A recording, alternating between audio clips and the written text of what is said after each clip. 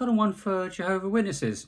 This is a bit of an interesting one. Just lately, the governing body have basically done a bit of a U-turn on their policy regarding blood. They started off by saying that you couldn't take blood in any way, shape or form based on Deuteronomy and Leviticus scriptures.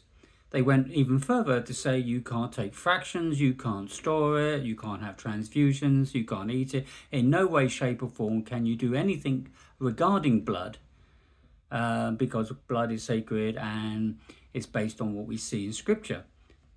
Now they're saying, well, actually you can, there was a point when they said they could actually take fractions. So that was the first change that they made. And now recently they're saying you can now store your own blood and reuse it for medical reasons like a transfusion, which I get makes sense in terms of a medical procedure. But back then, I say, this was policy of witnesses. You couldn't even do that. So why the turnaround?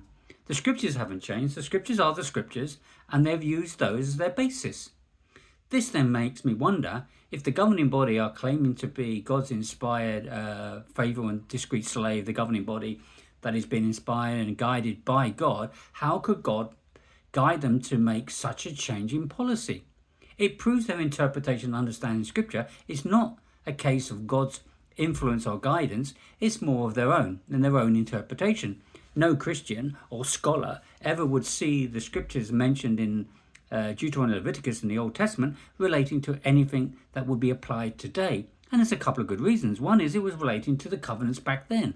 We don't come under these covenants anymore. We come under the covenant of Christ. Those were very specific at the time. And all it said was abstain from blood. And that was merely more talking about, in context, about eating it. That's all, because obviously it would make sense. It's not wise to eat blood, because if there's any contamination, you're going to take that contamination. And that was really the principle. And that's all it was. The witnesses took it a little, maybe more than a little, a long way forward in saying you couldn't take blood in all sorts of ways. So they really took that verse and took it to another level. But then, no surprise, they've now changed it yet again. This is the second change they've made. One, you could take fractions, and now, as I said, you can now take stored blood. Does that also show and prove these can't be from God?